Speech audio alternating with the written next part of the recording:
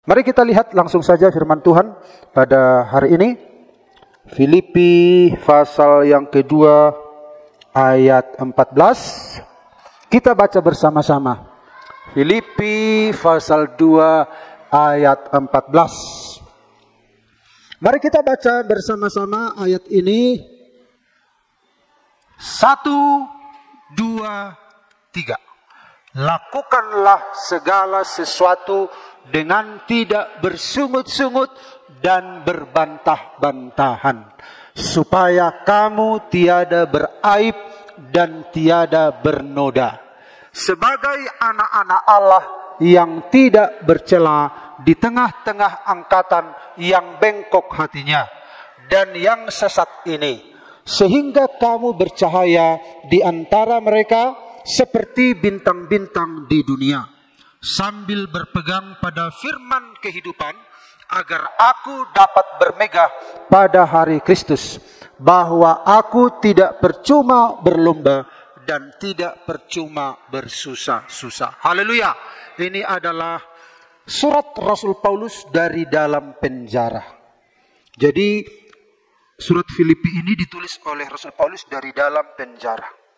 Jadi dia dipenjara karena memberitakan Injil.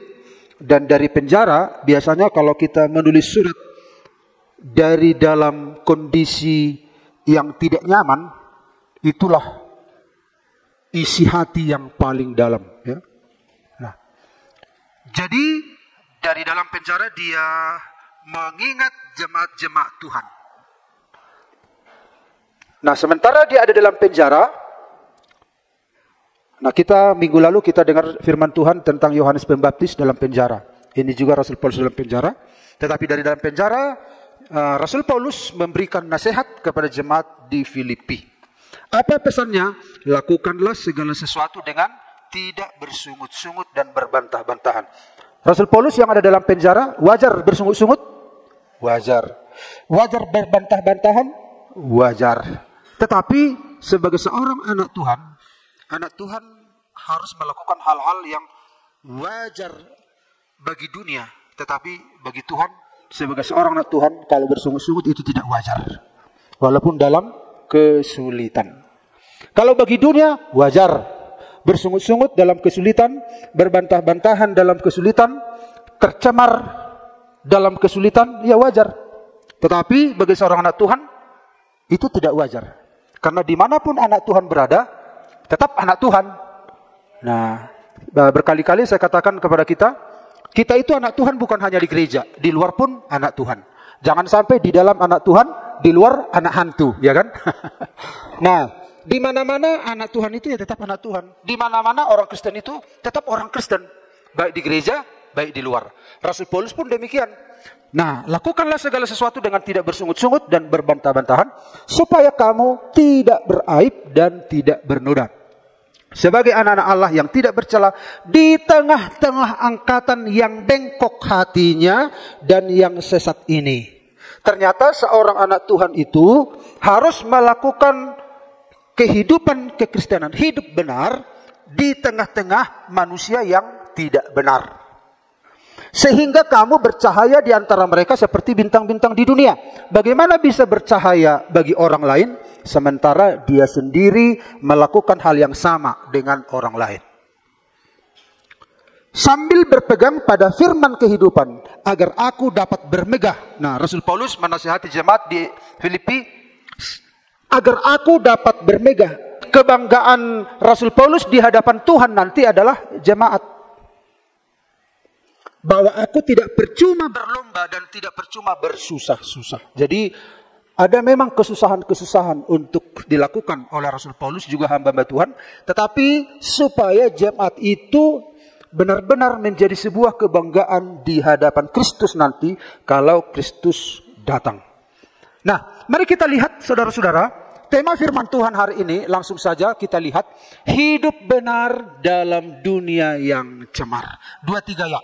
Hidup benar dalam dunia cemar. Nah, bagaimana kita bisa hidup benar di dalam dunia cemar? Seperti Rasul Paulus tadi katakan, bagaimana kita tidak bersungut-sungut di tengah-tengah orang yang sedang bersungut-sungut.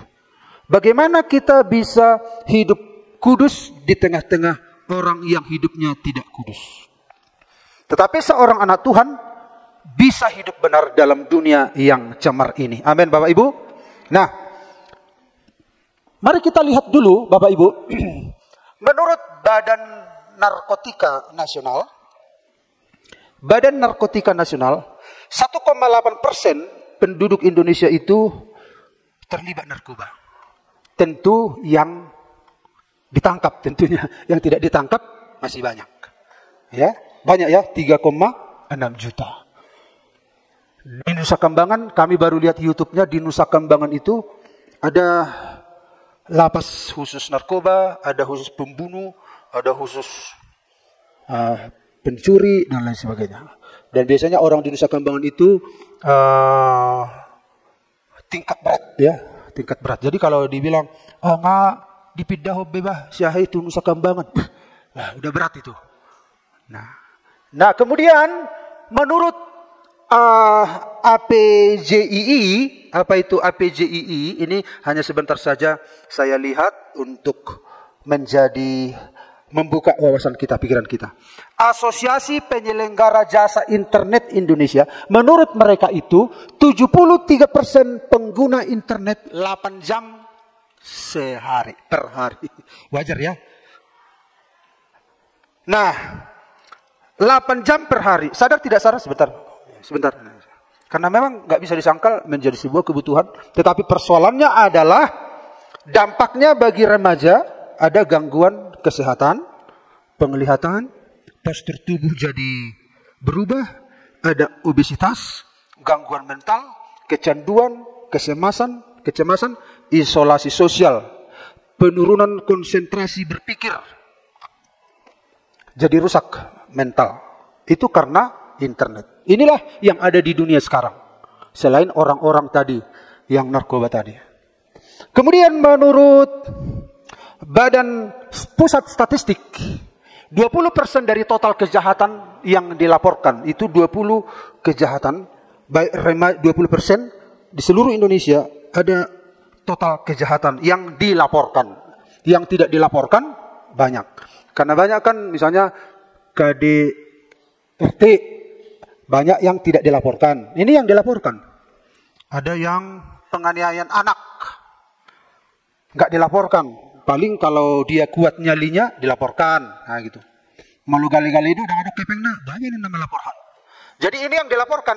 Nah, dan akibatnya apa? Hukuman, penjara, dan stres, dampak psikologi dan lain sebagainya. Kemudian menurut Komisi Perlindungan Anak, 97% remaja pernah terpapar konten pornografi melalui internet. Bayangkan, 97%. Akibatnya apa? Gangguan psikologis, ketergantungan, risiko pelecehan, dan lain sebagainya. Jadi itulah dunia, dan masih banyak lagi. Tentu kalau kita jelaskan sekarang, ini kan bukan sesi menjelaskan apa yang ada di pemerintahan. Bapak Ibu bisa searching, ya. Belum lagi kesehatan, tanya Ma Alfa tentang kesehatan, yang obesitas, yang apa namanya, banyaklah tentang kesehatan, kejiwaan lagi dan lain sebagainya. Nah, di tengah-tengah dunia ini, Bapak Ibu, dalam 2 Timotius 3:1-5, ketahuilah bahwa pada hari-hari terakhir akan datang masa yang sukar. Ini kata Rasul Paulus kepada Timotius yang masih muda. Manusia akan mencintai dirinya sendiri dan menjadi hamba uang. Mereka akan membual dan menyombongkan diri. Mereka akan menjadi pemfitnah. Mereka akan berontak terhadap orang tua dan tidak tahu berterima kasih. Dan tidak mempedulikan agama. Tidak peduli hal-hal yang rohani maksudnya ya. Tidak peduli tentang Tuhan. Tidak peduli tentang gereja. Itu orang akhir zaman. Tidak tahu mengasihi. Tidak tahu dia mengasihi. Tidak mau berdamai. Tidak mau berdamai. Ini keadaan orang akhir zaman. Beda dengan jemaat parapat, maunya berdamai. Amin. Sikit-sikit masalah konflik, gak tahan dia. Harus berdamai aku. Dan tahan aku, soikon dengan kita. Itulah bedanya jemaat GBD para. Puji Tuhan. Ini tidak tahu mengasihi, kita malah tahu kali pun suka menjelekkan orang. Kita nggak mau menjelekkan orang. Tidak dapat mengekang diri, garang, tidak suka yang baik. Nah, suka menghakimi, tidak berpikir panjang, berlagak tahu, lebih menuruti hawa nafsu daripada menuruti Allah. Secara lahiriah mereka menjalankan ibadah mereka, tetapi pada hakikatnya mereka memungkiri kekuatannya. Jauhilah mereka itu. Secara lahiriah mereka menjalankan ibadah mereka, tetapi pada hakikatnya mereka memungkiri, artinya mereka tidak mengalami kuasa ibadah itu untuk mengubah hidup mereka. Padahal ibadah itu adalah untuk mengubah hidup, ya. Mengubah hidup. Ada kuasa dalam ibadah itu.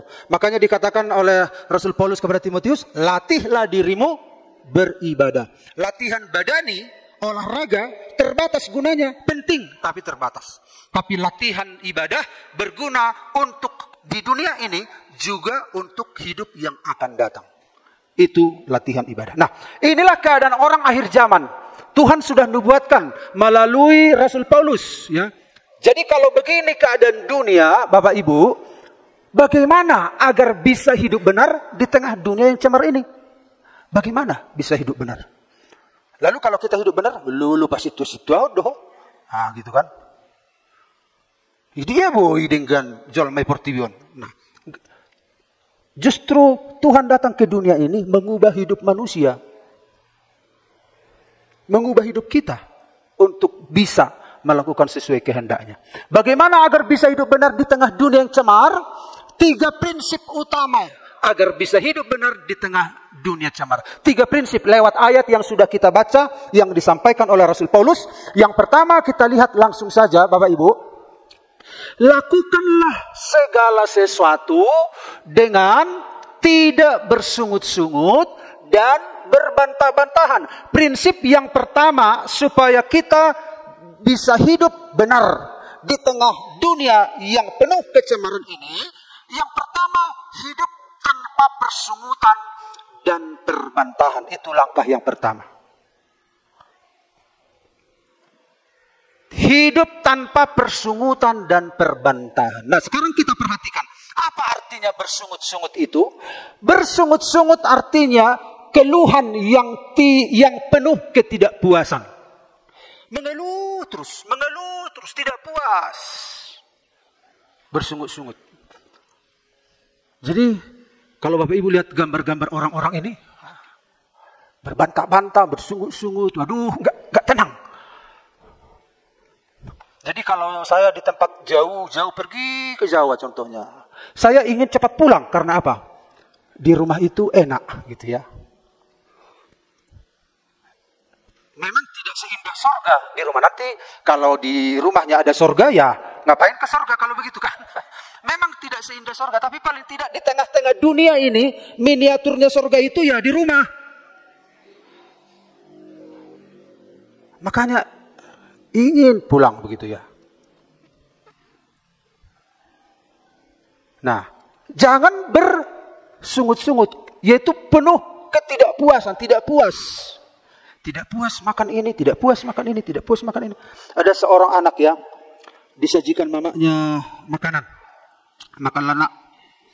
Ya, disajikan makanan. Karena memang itulah berkat yang mereka terima. Ya. Ketika disajikan, datang anaknya.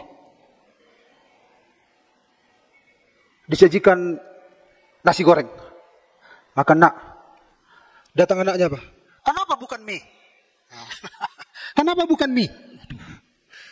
Kemudian mamanya siapkan mie. Kemudian anaknya bilang apa?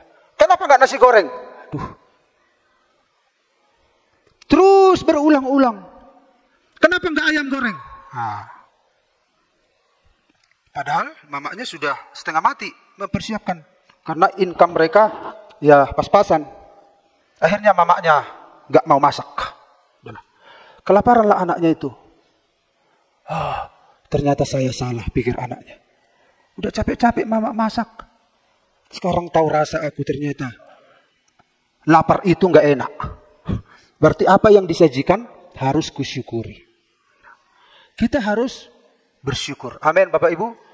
Bersyukur. Ya, di tengah-tengah dunia yang camar ini, kalau kita bersungut-sungut, ya tercemar kita. Bagaimana hidup benar? Mengucap syukurlah dalam segala hal. Sebab itulah yang dikehendaki Allah di dalam Kristus Yesus bagi kamu. Amin. Mengucap syukur. Kalau orang mengeluh, ya kita mengucap syukur. Itu prinsip yang pertama supaya hidup kita tidak tercemar di dunia ini. Apa artinya berbantah-bantahan? Berbantah-bantahan dalam bahasa Yunani itu artinya adalah perdebatan. Berdebat. Argumen atau perselisihan yang timbul dari pikiran egois dan pemberontakan terhadap kebenaran. Misalnya sudah disampaikan yang benar, begitu kan? Maunya berargumen. Ah, bukan begitu maksudnya itu. Gitu. Berbantah-bantah melulu kerjanya. Berdebat melulu kerjanya. Sapu mai'ah. Tapi dia berdebat. Nah, akhirnya kalau kita lihat di TV kan berdebat terus. Bapak Ibu lihat di YouTube itu. Berdebat. Nggak habis-habis. Dan perdebatan di YouTube, baik perdebatan politik, perdebatan Alkitab, merembes ke dalam rumah. Akhirnya anggota rumah tangga jadi pintar berdebat. Suami mendebat istri, istri mendebat suami, dan anak-anak mendebat orang tua mendebat anak-anak. Akhirnya nggak jadi. Nggak ada yang jadi. Karena kerjanya apa? Berargumen, berdebat. Itu adalah timbul dari pikiran yang egois dan memberontak. Nggak ada ketaatan pada kebenaran. Nggak ada sebuah kerinduan untuk taat pada kebenaran. Itu yang dilakukan dunia ini. Dunia ini jauh dari kebenaran. Jadi kalau kita mendebat-debat kebenaran, bagaimana kita bisa hidup benar?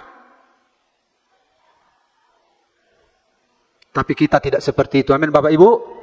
Kita adalah orang yang mengaminkan setiap kebenaran. Amin, Bapak Ibu. Nah, yang kedua. Nah, ini orang ini, Bapak Ibu lihat gambarannya ini, enggak apa ya? Pasti Bapak Ibu sudah tahu ada apa ini ya? Supaya kamu tiada beraib dan tiada bernoda sebagai anak-anak Allah yang tidak bercela di tengah-tengah angkatan yang bengkok hatinya dan yang sesat ini. Ada lalat, ada debu-debu. Wah, artinya adalah bagaimana supaya kita bisa hidup benar di tengah dunia yang cemar. Prinsip yang kedua, hidup tiada beraib dan tiada bernoda. Inilah gambaran hidup banyak orang, banyak debu-debu. Kecemaran-kecemaran dunia ini mengotori kehidupan kita. Bagaimana kita bisa menjadi terang? Hidup kita dicemari, dikotori oleh dunia ini. Apa artinya beraib? Beraib artinya tidak bisa disalahkan. Tiada beraib artinya tidak bisa disalahkan atau tidak ditemukan kesalahan moral yang nyata. Sementara beraib artinya kita disalahkan karena ditemukan kesalahan moral. Jadi kalau dunia ini ada kesalahan moral, kita disalahkan, kita ditemukan ada kesalahan moral, itu memang dunia. Emena masa igagat ursa, ina masa ima tahu. Tahulah kalau mereka hidup tidak benar, ya memang dunia. Kalau mereka korupsi, memang itu dunia. Kalau mereka memfitnah, itu memang dunia. Tetapi bagaimana supaya kita hidup benar? Hidup tiada beraib dan tiada bernoda. Jangan mau dicemari oleh dunia ini. Dunia ini kan penuh kecemaran. Dan kita ada di dunia ini. Kita kan belum mati. Makanya berbahagia orang yang mati dalam Tuhan. Karena dia berhenti. Tidak ada lagi harus jaga diri. Tidak harus lagi berdoa. Kadang kan kita ada juga malas-malasnya. Tidak lagi mengeluarkan uang. Tidak lagi harus menahan diri supaya sabar. Kan sakit sabar. Makanya kalau ada yang bernama sabar itu luar biasa. Kan sabar itu sakit. Holama dodo sabar. Tapi sakit. Mengampuni pun sakit. Nah kalau kita sudah mati nggak ada lagi itu. Makanya berbahagia orang yang mati dalam Tuhan. Tapi kan belum mati. Nggak mungkin kita bunuh diri kan. Bunuh diri tidak diagendai gereja. Karena orang Kristen percaya mau lo bunuh diri majului Tuhan. Masuk neraka. Berarti kita harus hidup berjuang, bergumul. Supaya apa? Tidak beraib. Jangan sampai ditemukan kesalahan moral dalam hidup kita, ya. Kemudian tidak bernoda artinya murni, tidak tercampur dengan hal-hal duniawi, seperti emas murni tanpa campuran kotoran. Emas murni. Ada seorang murid bertanya kepada gurunya, "Pak Guru, bagaimana cara membuktikan ini baru di apa ini? Baru dibakar emasnya, ya baru dibakar. Bagaimana caranya membedakan emas murni dengan emas tidak murni?" Lalu datang gurunya. Ketika kita bisa bercermin di emas yang sedang dipanaskan di masa itu, yang cair itu, kita bisa bercermin dan wajah kita bisa dilihat di sana. Nah itu murni katanya. Tapi kalau wajah kita nggak bisa kelihatan di cairan emas yang sedang mendidih itu, berarti masih ada kotoran-kotoran. Nah, kalau ada kotoran, kita nggak bisa bercermin. Tapi kalau sudah murni, kita bisa bercermin. Hidup kita itu seperti itu. Sampai Yesus bisa terlihat dalam hidup kita. Amin. Kalau Yesus bisa terlihat dalam hidup kita, nah itu murni. Tapi kalau Yesus belum terlihat dalam hidup kita, masih ada kecemaran-kecemaran yang menghambat. Jadi kalau dilihat, toh udah temar minggu per minggu di mana, tabah di mana menghadapi kangulia teh. Gudang metung persoalan di mana, dak semudur di mana bang. Dak sodong habigian siak pakatayon nai menghina. Hupacing-pacing dunia nasa dimaki-maki nian. Alai ahamedo ibana. Tatanya kom dah. Tatanya kom mak. Luar biasa katanya. Nah itu nama Tuhan dipermuliakan. Amin Bapak Ibu. Nah itu artinya tiada bernoda, tidak bercampur dengan hal-hal dunia. Sampai kita bisa berkaca, artinya sampai Yesus bisa terlihat dalam hidup kita. Nama Tuhan dipermuliakan. Apa artinya bengkok? Menyimpang dari jalan yang lurus. Dunia ini kan selalu penyimpangan. Sudah persimpangan, menyimpang lagi. Sudah persimpangan, menyimpang lagi. Itu dunia ini. Menyimpang dari jalan yang lurus. Tetapi kita saudara-saudara, cerdik seperti ular tetapi tulus seperti merpati. Ini yang akan membedakan kita dari dunia ini. Kita bisa hidup benar. Tidak mesti cemar. Kita lihat tadi apa yang dikatakan Rasul Paulus. Dunia sedang begini. Teknologi luar biasa sekarang. Bapak Ibu lihat di internet itu. Bapak Ibu minta apa sesuai dengan pikiran saudara. Minta ketik di situ. Apalagi AI. AI kan? Misalnya kita bikin apalagi yang lebih hebat lagi. Saya belum pernah coba memang tapi katanya ada gitu. Tapi berbayar. Itu ditulis saja cerita. Bapak Ibu cerita apa di situ? Kirim cerita itu ke aplikasi. Dia langsung ada filmnya. Jadi sekarang nggak usah sutradara yang hebat-hebat kali. Langsung saudara bisa bikin film sendiri. Saudara bisa menyuruh dia menampilkan apa yang Bapak Ibu mau. Nah, tapi keputusannya kita. Makanya firman Tuhan minggu kemarin itu kan keputusan. Kita diperhadapkan kepada keputusan-keputusan ini. Kita mau bagus atau rusak.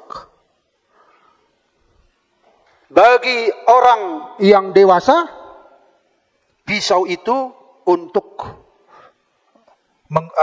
digunakan untuk hal-hal yang baik. Memotong sayur, membabak rumput, dan sebagainya. Tapi bagi orang yang tidak benar. Pisau itu untuk apa? Membunuh. Pisau itu untuk apa? Mengancam. Menjadi senjata. Internet itu bagi orang bijak, orang dewasa rohani, dia bisa manfaatkan sebaik mungkin. Tapi bagi orang yang hidupnya tidak benar, dia makin terperosok jauh ke dalam. Dan susah keluar, gak bisa keluar. Dan kalaupun ada niat untuk keluar, tidak mampu keluar. Bukannya Tuhan tidak mau mengampuni, Tuhan mengampuni. Tetapi iblis itu sifatnya menekan. Membuat rasa bersalah. Akhirnya seperti Yudas. Yudas bukannya tidak bisa diampuni. Petrus diampuni. Petrus menyangkal Yesus 3 kali. Yudas menjual Yesus, dosanya sama. Tapi kenapa Petrus diampuni? Yudas juga diampuni kalau mau.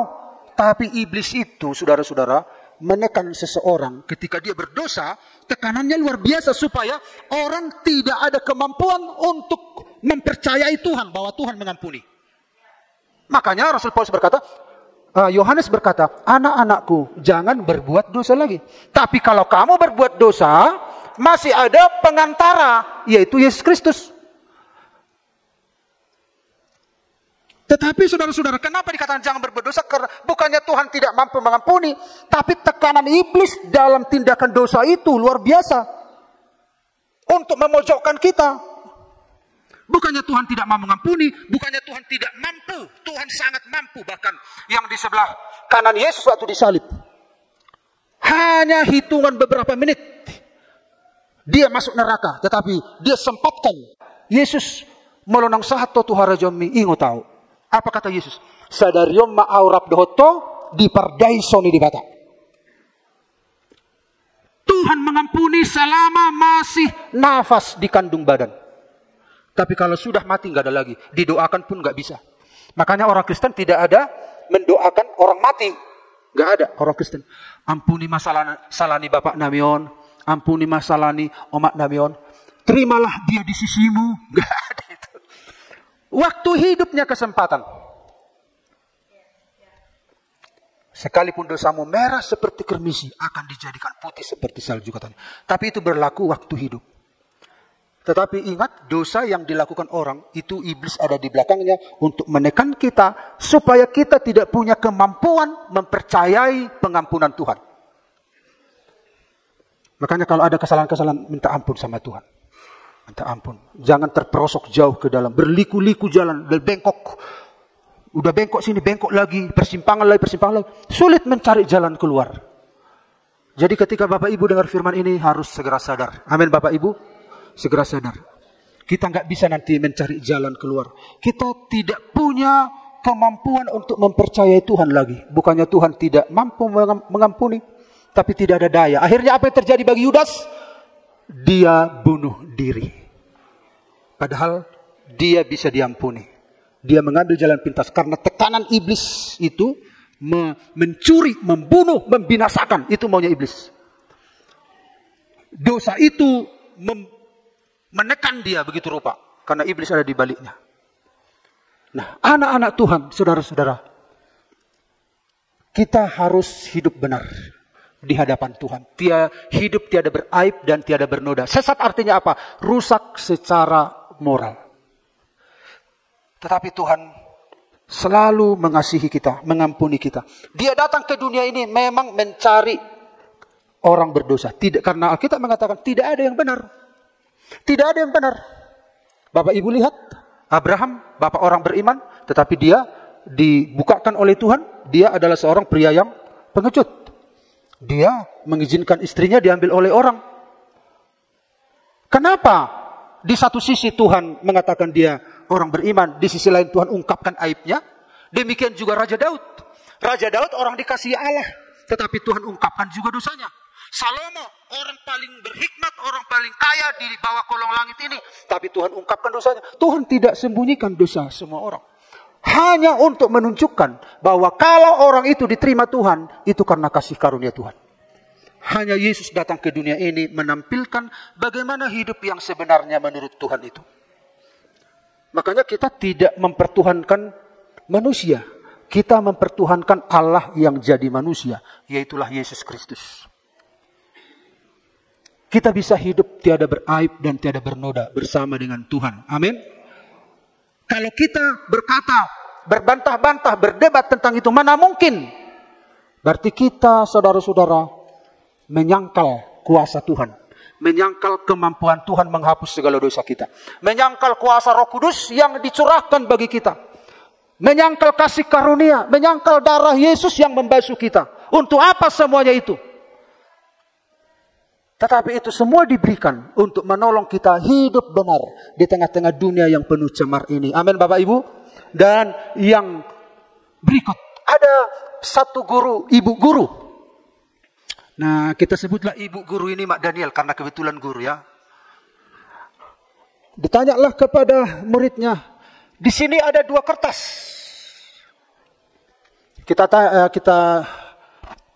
Ditanyalah muridnya, kertas manakah yang ibu gunakan untuk menulis surat? Datang murid yang serentak mereka menjawab, kertas yang bersih lah guru. Mana bisa ditulisi kertas ini karena sudah bercoret-coret. Nah, begitulah dengan hidup kita. Tuhan hanya bisa memakai hidup kita jika hidup kita benar. Tuhan tidak bisa memakai hidup kita kalau hidup kita seperti ini. Saya saja tidak menggunakan menulis surat ke seseorang dengan menggunakan kertas ini karena sudah bercoret-coret. Tapi saya akan menggunakan kertas ini. Jelas dibaca. Tuhan berkata lewat Rasul Paulus, kamu adalah surat Kristus yang bisa dibaca oleh semua orang. Yang ditulis oleh pelayanan kami. Sudah ditulis. Bagaimana supaya bisa ditulis? Kita harus menyediakan kertas hidup kita untuk ditulisi pesan-pesan ilahi. Supaya kita bisa dibaca oleh semua orang. Bagaimana pesan ilahi bisa ditulis di sini? Rasul Paulus berkata kepada Timotius, jika seorang menyucikan dirinya dari hal-hal yang jahat, ia akan menjadi perabot rumah untuk maksud yang mulia. Ia dikuduskan, dipandang layak untuk dipakai tuannya, dan disediakan untuk setiap pekerjaan yang mulia. Kalau kita sucikan diri kita, kita jaga hidup kita benar, tidak tercemar, tidak bernoda, di tengah-tengah dunia yang bengkok hatinya, Tuhan akan memakai kita. Berapa lama lagi kita hidup di dunia ini, walaupun singkat waktunya, Tuhan membuat hidup kita berguna. Amin. Kita menjadi orang yang bermanfaat. Sedeliling nahar kita mengulu. Tuhan sanggup membuat hidup kita seperti ini untuk ditulisi. Baik ma'au tu agabe dalammu, asaboy di jahalak, asaboy marsangap goarmu, mamereng ngulukku nasa tokin na inama. Lalu kita lihat yang berikut. Lakukanlah apa yang benar, supaya orang-orang yang mengumpat saudara akan merasa malu sendiri karena telah menuduh dengan semena-mena, padahal saudara melakukan apa yang baik. Yang baik saja seringkali kita dituduh, kita ini orang yang jahat, apalagi kita melakukan yang jahat. Nah, kita yang melakukan yang baik, saudara-saudara, lakukan terus yang benar. Lakukan terus yang benar. Supaya orang yang mengumpat kita dikatakan akan malu pada akhirnya. Akan malu. Nah, jadi saudara-saudara, prinsip yang kedua, hidup tiada beraib dan tiada bernoda. Amin Bapak Ibu. Lalu yang terakhir kita lihat, sehingga kamu bercahaya di antara mereka seperti bintang-bintang di dunia, sambil berpegang pada firman kehidupan. Prinsip yang ketiga untuk hidup benar di tengah dunia yang cemar ini adalah hidup bercahaya dan berpegang pada firman. Hidup berdampak. Hidup berdampak. Makanya visi gereja kita adalah apa? 2-3 ya. Menjadi garam dan terang melalui perubahan hidup yang semakin serupa dengan Kristus. Perubahan hidup yang dibutuhkan di kota kita. Bagaimana yang jahat jadi baik. Bagaimana yang bandel jadi baik, yang malas jadi rajin. Yang sering, kalau biasanya sekali seminggu, sekali sehari di kedetuak, makin lama sekali seminggu. Makin lama, enggak. Tapi kalau sudah jadi GPDI, sekali seminggu sekali sehari di kedetuak, sudah 5 tahun jadi GPDI, malah 2 kali sehari. Harus makin habis. Amin. Makin bercahaya, makin menarik dilihat orang. Aduh GPD halaki bah. Malate mak itu hatta. Adiga manai hutono nate. Nah. Jadi orang mengamat-amati kita. Jadi kalau Bapak Ibu ada kesalahan di luar sana, yang disasar orang apa? Yang disalahkan apa? Detong, ini sudah tempat ditani katanya. Coba gereja lain bersalah mencuri ayam, kemudian marhata-hata nasodinggan, dakye sukun paditana, dan dai sukun huriah dakena.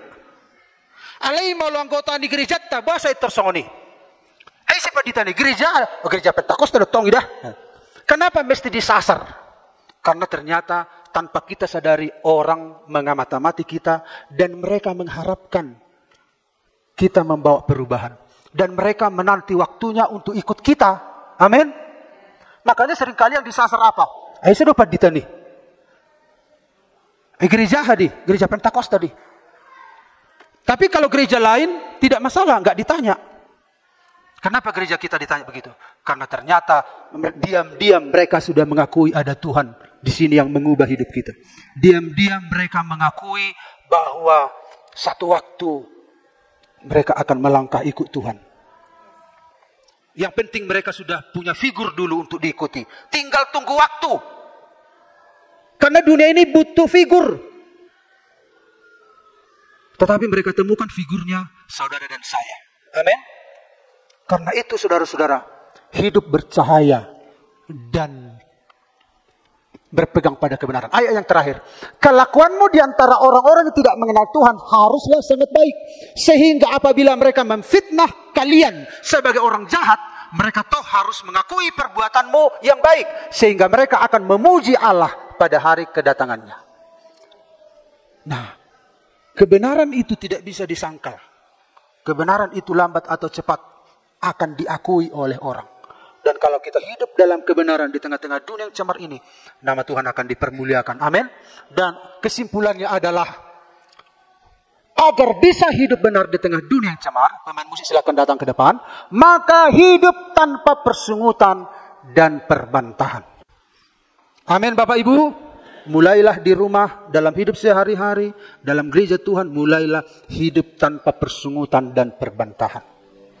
Hiduplah tiada beraib dan tiada bernoda. Hiduplah bercahaya dan berpegang pada firman. Dan bukan hanya kita jadi berkat di tengah dunia, itu juga mempersiapkan kita menyongsong kedatangan Tuhan yang kedua kali. Amin. Haleluya. Tuhan berkati kita sekalian. Mari kita nyanyikan nyanyian ini. Kunci C.